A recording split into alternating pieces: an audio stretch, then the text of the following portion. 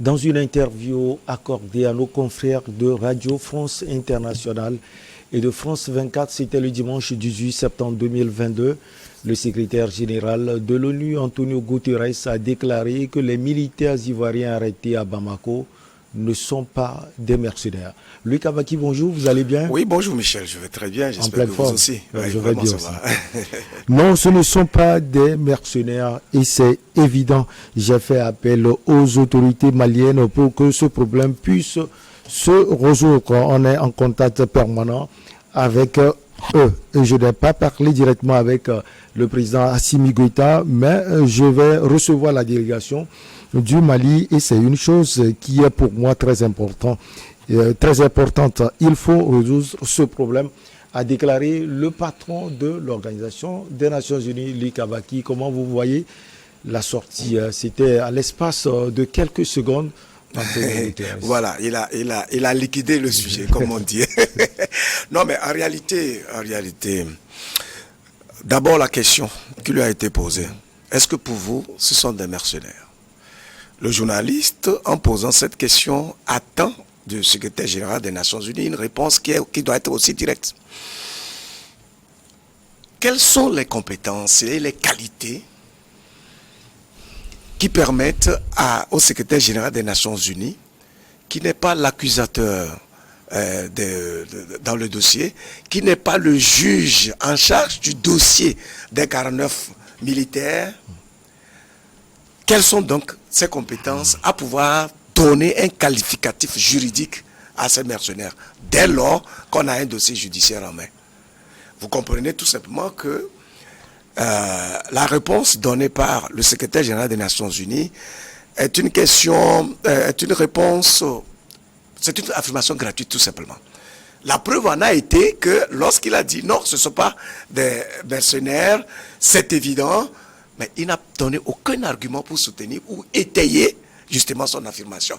Or, le bon sens impose qu'il justifie pourquoi ces 49 militaires ne sont pas des mercenaires. Pour qu'il puisse affirmer cela, il a fallu donc, normalement, qu'il rassemble un certain nombre d'éléments confortant sa conviction que ces gens ne sont pas des mercenaires. Jusqu'à preuve du contraire, nous ici, nous ne sommes pas habilités à dire que ce sont des mercenaires.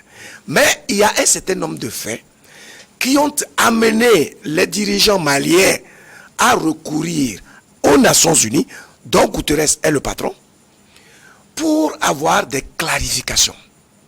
Et c'est exactement les mêmes Nations Unies qui ont dit que le jour-là même, le 10 juillet, où ces 49 militaires ont été arrêtés, il n'y avait aucune rotation prévue. C'est les Nations Unies qui ont dit qu'ils ont dans leur cahier 609 NSE, c'est-à-dire les éléments nationaux de soutien, et ils ont donné même la liste des pays qui ont leur NSE au Mali. Il n'y a pas la Côte d'Ivoire dedans. Ils disent que les 49 militaires ivoiriens qui sont arrivés là-bas seraient venus pour servir d'appui à un contingent malien allemand, entre guillemets. Ça veut dire que ça n'engage pas les Nations Unies. D'accord? Donc, dès que les Nations Unies ont dit ça, au point même de dire qu'ils ont décelé des manquements et des dysfonctionnements qu'ils n'ont pas compris et qu'ils cherchent à comprendre afin d'y remédier, la question logique et naturelle qui doit être adressée à Guterres est de savoir est-ce que finalement ils ont pu déceler ces dysfonctionnements? Est-ce qu'ils ont pu trouver des solutions à ces dysfonctionnements-là? Dans le dossier des 49 militaires, voilà ce que les Nations Unies peuvent donner comme élément complémentaire d'information permettant d'éclairer la religion des observateurs et des deux parties. Tant que ce n'est pas, tant que Guterres, qui avait affirmé qu'il y a ce genre de dysfonctionnement, n'a pas été en mesure dans une interview pareille de donner des compléments pour permettant de nous ouvrir les yeux sur les dysfonctionnements et les manquements, alors qu'on parle d'un militaire armé, il a fait une affirmation gratuite qui ne l'honore même pas et qui n'honore même pas les Nations Unies elles-mêmes. Alors, Louis Kabaki voulait dire qu'en tant que secrétaire général d'une telle organisation, les Nations Unies, Antonio Guterres serait venu pour faire une affirmation gratuite. Et puis quand vous suivez l'interview, c'est vrai ils ont plus parlé de l'Ukraine, de la guerre entre la Russie et l'Ukraine, ou bien l'opération spéciale. Et ils étaient vers la fin de l'interview où tout allait très vite. Après cela, ils ont abordé la situation des casques bleus également en République démocratique du Congo. Peut-être qu'il n'a pas eu assez de temps. Il n'a pas été interrogé à fond par Christophe Wabouvier et son confrère Marc Pelekman pour aller en profondeur du dossier. Il n'avait pas besoin qu'on lui pose d'autres questions. La question directe qu'on lui a posée devait l'amener à dire qu'il n'est pas habilité à se prononcer clairement sur le qualificatif juridique à donner. Il devait profiter de la question tout simplement pour dire que, bon, mais écoutez, dans ce dossier, les Nations Unies ont eu à se prononcer. Elles ont eu à constater qu'il y avait des dysfonctionnements et que les recherches sont en cours. Néanmoins, cela n'empêche pas que les Nations Unies puissent s'engager dans une démarche de médiation en vue d'obtenir la libération des 49 militaires. Ce serait plus élégant, plus intelligent, plus cohérent, plus convaincant, plus persuasif. Mais dès l'instant où il répond que non, que c'est évident, l'évidence se dégage toujours à partir d'une démonstration. Et il n'a même pas besoin de dire que c'est évident, c'est sa démonstration qui montrera l'évidence du fait que ces gens ne sont pas des mercenaires. Est-ce que vous voyez? En réalité, il faut comprendre une chose. La Côte d'Ivoire était dans une démarche quand même de reconnaissance de ses manquements dans l'envoi de ce contingent-là. Et donc, sûrement qu'elle avait espéré qu'il aurait suffi d'une simple déclaration, comme elle a été faite ici à Lomé, pour que finalement les autorités maliennes décident de la libération pure simple. À partir de l'instant où c'est 3 soldats seulement qui ont été libérés et que le Mali veut davantage d'éléments avant de se décider éventuellement à les libérer, il y a un agacement. Il y a un agacement, c'est ça qui explique précisément que le président Ouattara, la veille de son voyage en Italie, a été amené à faire un Conseil national de sécurité où il remonte sur ses ergots pour dire que les 49 militaires sont détenus injustement et que le Mali serait dans une démarche de chantage inacceptable et que c'est une prise d'otage. Ok?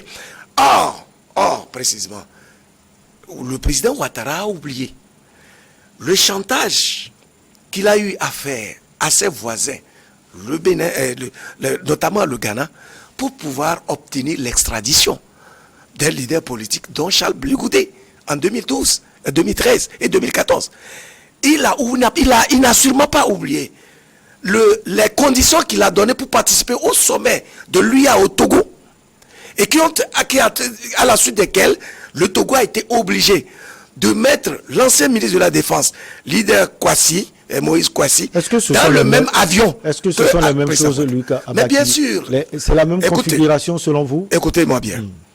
Il s'agit des gens qui ont eu un problème politique dans leur pays et qui ont trouvé refuge dans un pays voisin ou en tout cas dans un pays tiers. Et le pouvoir qui est là en exercice exige leur extradition. L'extradition, en fait, lorsqu'il y a un mandat d'arrêt qui est lancé, le mandat est dispatché dans tout le réseau, voyez-vous, de l'Interpol. En principe, tout État qui est respectueux des lois républicaines doit pouvoir initier la procédure qui permet l'extradition, quitte à ce que le réfugié trouve des arguments juridiques qui le couvrent et qui empêchent son extradition. C'est ça la démarche. Donc, le président Ouattara, dès qu'il est venu au pouvoir, après la crise post-électorale que nous avons tous connue, a réclamé avec force, au point d'être obligé même de fermer sa frontière quand le Ghana rechignait à lui envoyer les personnages qu'il voulait. Et donc, au bout du compte, le Ghana a accepté de lui extrader au moins 2 personnes en passant. Il en a été de même du Togo où Moïse Leader Kwasi résidait. Et le président Ouattara avait conditionné sa participation au sommet de l'UIA au Togo, au moment où le président togolais était le président en exercice de l'UIA, au fait qu'on lui extrade. Voilà.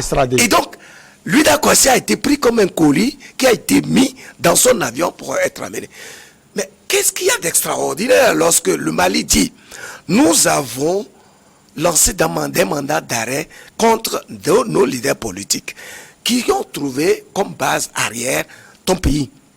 Il faudrait que tu regardes cet aspect-là. Luc Abakou, on sait que c'est une affaire de justice, on peut comprendre. Exactement. Mais on a vu aussi la sortie du président Assimi Goïta qui demandait la contrepartie, l'extradition de ces leaders politiques maliens qui sont en Côte d'Ivoire. Oui. On comprend ce que vous voulez dire, sauf que pour des analystes, la différence est là. Le président Ouattara a été élu. Mais le président a été élu. C'est-à-dire qu'en fait, on est en train de dénier au président Assimi Goïta les qualités d'un chef d'État capable ou en mesure de revendiquer ou de réclamer des opposants politiques. C'est ce que ça veut dire. Du président Goïta, il aurait pu laisser son ministre des Affaires étrangères, un analyste avait parlé aussi, ou bien la justice demander l'extradition de ces Maliens. Mais c'est l'État malien qui est en train de réclamer les opposants politiques. C'est à l'État malien que le préjudice a été causé. Est-ce que vous comprenez? Ouais. Et c'est lui qui incarne l'État malien. C'est le président de la République du Mali qui parle au nom de son État. À la suite d'une démarche de médiation du Nigeria. Ouais. D'accord? Mais c'est clair que lorsque vous venez plaider la cause de quelqu'un, pour dire, mais écoutez, notre frère a ses hommes chez vous, nous reconnaissons qu'il y a eu des manquements, des erreurs, etc. Mais nous pensons qu'il est de bon droit que... Vous aussi, vous... Est-ce que vous comprenez que le président Goïta aussi aurait pu faire la démarche vers le Nigeria pour lui dire de voir Ouattara parce qu'il héberge des gens qui œuvrent pour la déstabilisation du Mali? Est-ce que vous ne pensez pas que c'est logique? C'est logique, d'autant plus que le président Ouattara ne peut pas nier le fait que les opposants maliens utilisent donc la Côte d'Ivoire pour œuvrer systématiquement à la déstabilisation du Mali. Parce qu'il y a des déclarations qui sont claires, il y a des actions qui sont claires. Ibrahim Kamara s'est autoproclamé président du Mali, de la transition au Mali, à partir de la Côte d'Ivoire. C'est lui qui a proclamé la fin de la transition malienne le 26 février et appelé les Maliens à la révolte. Il est en Côte d'Ivoire. C'est un acte extrêmement grave et donc on ne peut pas comprendre que le président Ouattara, dans un communiqué, dise qu'il a donné instruction à tous les opposants politiques qui séjournent dans son pays d'observer le devoir de neutralité, alors qu'il y a des faits qui sont clairs. L'ancien ministre de la Défense a fait quand même des interviews sur des chaînes internationales où il a chargé véritablement les dirigeants maliens. Donc, dans ces conditions-là, c'est qu'il y a un problème et on ne peut pas ne pas comprendre la position du Mali. Je suis d'accord que à un moment donné, il faut quand même que les Maliens fassent une démarche parce que bon, quand toute la Ligue est là au plan international et tout ça, bon, à un moment donné, il faut desserrer. Et c'est d'ailleurs pour ça qu'ils ont desserré en libérant 3 soldats. Alors, les gars sont méthodiques et puis bon, ben, ils sont dans leur bon droit. Alors, Luc Abaki, Antonio Guterres a jeté aussi, si on peut le dire, un jardin d'espoir. Il dit qu'il parle souvent avec certaines autorités du Mali. Il n'a pas donné le nom du président Assimi Goïta, mais vous pensez que c'est une bonne démarche?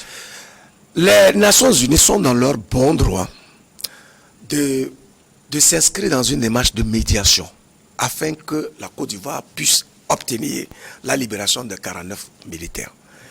Mais ils viennent de mettre les pavés dans la mare en affirmant gratuitement que ce ne sont pas des mercenaires, alors que c'est la position qui est adoptée par le Mali, non pas de façon gratuite, mais sur la base d'un certain nombre d'éléments factuels irréfutables qui ont été énumérés et qui n'ont jamais été démentis par la Côte d'Ivoire. Est-ce que vous pensez que Antonio Guterres n'a pas mandat à dire cela, cher Luc Abaki, ou bien il a raté sa sortie? Il n'a pas de compétences. En droit, on dit il n'a pas qualité à agir ou à se prononcer de cette manière-là. Est-ce que vous comprenez? À moins pour lui, en tant que secrétaire général des Nations Unies, d'avoir eu à rassembler des éléments irréfutables qu'il veut verser au dossier au judiciaire, donc en cours au Mali, et donc il puise dans ces éléments ainsi rassemblés pour conforter sa position qui l'amène à conclure par lui qu'il ne s'agit pas d'un mercenaire. Mais affirmer simplement qu'il ne s'agit pas d'un mercenaire veut dire qu'il a envie, tout simplement, il a compris que la Côte d'Ivoire a été lâchée par tout le monde et que la Côte d'Ivoire, en tout cas le président Ouattara, a besoin irréfutablement d'un soutien. Et donc, il utilise son aura, sa posture de premier diplomate onusien pour apporter un soutien, mais un soutien il prend parti, qui ne selon repose, vous. bien sûr. Il a pris parti tout simplement, mais en même temps nuançant pour dire qu'ils sont en discussion.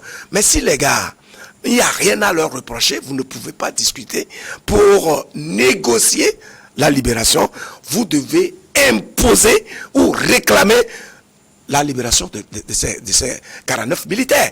Puisque justement, si les Nations Unies avaient reconnu au départ, dans leur note verbale, que les 49 militaires faisaient partie de leur NSE, on aurait compris. Ils ont décliné justement cette identité-là en donnant la liste complète des pays dont les soldats ont les NSE dans leur base de données. Ils sont allés jusqu'à parler des dysfonctionnements et que le contingent là est plutôt à Sénou, à Bamako, pour sécuriser la base militaire allemande plutôt que d'être à Tombouctou où les militaires, le contingent militaire ivoirien est basé. Or, le principe de NSE, c'est un appui logistique et administratif. Donc, les compléments des militaires qui arrivent justement dans le compte de NSE ne sont pas des gens qui sont autant armés avec les armes qui ont justement été convoyées dans le contingent des 49 militaires. Vous voyez, voilà pourquoi les Nations Unies ont dit non mais honnêtement ils ne connaissent pas, ils admettent qu'il y a des dysfonctionnements. On peut comprendre que effectivement la Côte d'Ivoire est de bonne foi. Elle a peut-être été naïve en voulant envoyer des gens à chaque fois sans prendre des précautions, sans respecter les principes, sans comprendre que ils ne font pas dans une brousse. La preuve on dit que ils continuent par envoyer des contingents. C'est Et voilà, mais les contingents qu'ils envoient, c'est le contingent qui fait partie de l'aménagement officiel. C'est-à-dire des gens qui sont venus pour œuvrer à la stabilisation, etc. Et ça, c'est officiel. Et c'est chapeauté, si vous voulez, par les Nations Unies elles-mêmes, c'est-à-dire l'aménagement. Mais vous envoyez des gens sans informer ni les autorités maliennes, ni l'aménagement sous la coupole de laquelle vous dites envoyer des gens. Ils sont armés de façon illégale parce que les armes qui sont utilisées, enfin, qu'on a convoyées dans ce contingent-là, comme je l'ai dit, ne sont pas appliquées, même au sein de l'aménagement. Vous comprenez? Donc, ça veut dire que les Maliens ont tous les droits de suspecter le contingent. Je dis bien suspecter. Alors, c'est pourquoi il y a une procédure judiciaire. Maintenant, s'il y a des actions politiques et diplomatiques, mais tout le monde ne peut que le souhaiter. Je comprends bien sûr que les gens puissent être exaspérés par l'intransigeance des dirigeants maliens parce que quand un président comme Macky Sall descend à Bamako pour négocier, un président comme Ambalo, président en exercice de la CEDEAO, ne descend pour négocier, et Bouhari envoie sa délégation pour négocier, etc., etc., cela veut dire que même si vous avez raison, on peut se dire, mais essayez quand même. Vous avez fait le constat, voilà. Luc Abaki, Oui. les gens peuvent être exacerbés par l'attitude. Oui, c'est l'exacerbation en fait. Il n'y a pas autre chose que ça. Ils sont exacerbés alors que les Maliens sont dans leur bon droit. Donc, mais les Maliens sont intransigeants. Pourquoi? Précisément parce qu'il s'agit de la Côte d'Ivoire qui s'est montrée très réfractaire au régime Il n'y avait pas que la Côte d'Ivoire, il y avait le Sénégal aussi. Il y avait tant de pays. Non, ce que je suis en train de dire... Le président Ouattara était plus au front. Oui, ce que je veux dire, c'est que les Maliens, les militaires en question, sont des militaires ivoiriens. 100% ivoiriens, parce qu'il y a d'autres qui nous disent en tout cas, il y avait des Libériens, il y avait ça, c'est des supputations. Tant que les officiels maliens n'ont pas dit qu'il s'agit, qu'il y a un mélange, un melting pot d'identité, on s'en tient au fait qu'il s'agit précisément de la Côte d'Ivoire parce que c'est la Côte d'Ivoire qu'ils ont quitté pour atterrir à Bamako. On est d'accord? Je dis que le président ivoirien s'est montré totalement réfractaire et il a été le plus activiste contre le régime malien. Et donc, il est normal que ceux-ci puissent être plus intransigeants vis-à-vis de lui. Mais qui te dit que si c'était les militaires sénégalais qui étaient arrivés à Bamako dans les mêmes conditions, Assimi Goïta et son équipe n'auraient pas adopté la même posture et la même attitude. Vous comprenez? Donc, ce sont les présidents ou bien les chefs d'État de la CEDEAO qui se sont ligués d'une façon mais absurde, sans loi, sans principe juridique, pour justement œuvrer à la déstabilisation du Mali. Et lorsqu'un contingent vient comme ça, dans des conditions incontrôlées, non maîtrisées, et puis très suspectes, il est normal que les Maliens puissent adopter l'attitude qu'ils adoptent là. Ce n'est pas discutable, à vrai dire. Alors, on voit la position aujourd'hui des deux présidents. Le président Assimi Goïta qui demande l'extradition de sa politique. On voit aussi récemment le président Ouattara qui souhaite un sommet extraordinaire de la CEDEAO sur la situation. Quelle analyse vous portez sur ces deux réactions? Non, en fait, je crois que le président ivoirien a joué toutes ses cartes. Et donc, il utilise... Non, mais il a même appelé Antonio Guterres, peut-être... C'est ça qui explique sa réaction. Vous savez, il faut éviter le sensationnel. J'avais dit ici dans une émission que la seule personne qui peut poser un acte qui permet de dénouer la situation des 49 militaires ivoiriens, c'est le président Ouattara. C'est lui seul qui peut donner des gages qui rassurent le Mali et donc qui vont les déterminer à les libérer tout simplement. Si ce n'est pas le cas, il peut appeler le monde entier. Mais les faits restent les faits. Les faits restent les faits parce que il a amené des gens. Mais encore que dans l'histoire, il y a eu des faits de cette manière-là, où des régimes, on a trompé la vigilance des régimes qui ont par la suite subi des attaques. Vous vous rappelez l'histoire de l'opération Djinn au Libéria avec les mercenaires ou le commando burkinabé.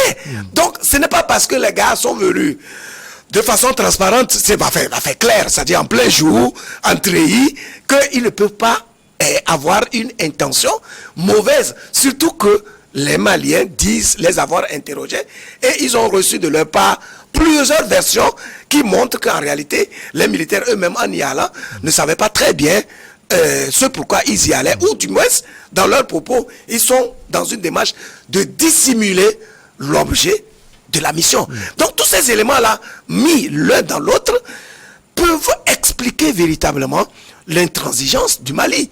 Et donc il faut continuer de négocier. Je crois qu'il s'agace un peu trop vite.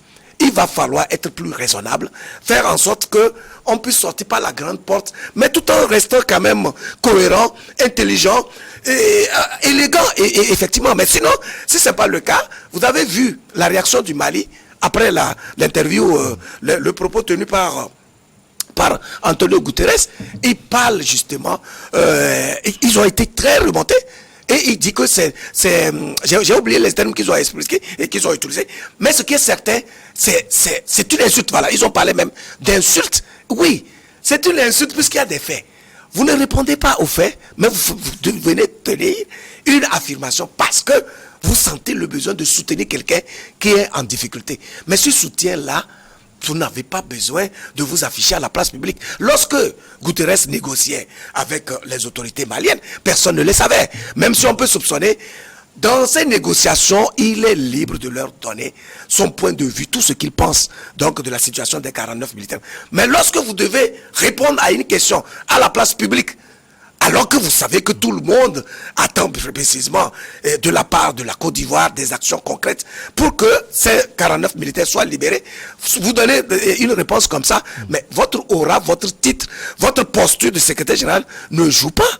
Ça ne sert absolument à rien. Au contraire, vous risquez de verser dans le ridicule parce que vous avez fait une entorse au bon sens et à la raison. Voilà. Alors, vous pensez à une suite, Luc Abaki, favorable à cette affaire finale? Il faut absolument une suite. Ce sont des Africains. Oui, bien sûr. Je pense qu'il faut un supplément d'âme. Et j'ai bien compris la position des Maliens, ce n'est pas en fait pour faire véritablement du mal à ces 49 militaires, autrement ils n'auraient même pas libéré les trois soldats en question. Mais ils ont besoin d'être rassurés. D'être rassurés non pas seulement par des paroles, mais aussi par des actions. Par des actions venant justement de celui-là qu'ils redoutent le plus. Le voisin d'à côté qui, malheureusement, n'est pas s'est positionné comme un vrai frondeur contre leur régime. Donc ils ont besoin effectivement, en tout cas, que la Côte d'Ivoire puisse se montrer véritablement engagée désormais dans une posture d'un vrai voisin.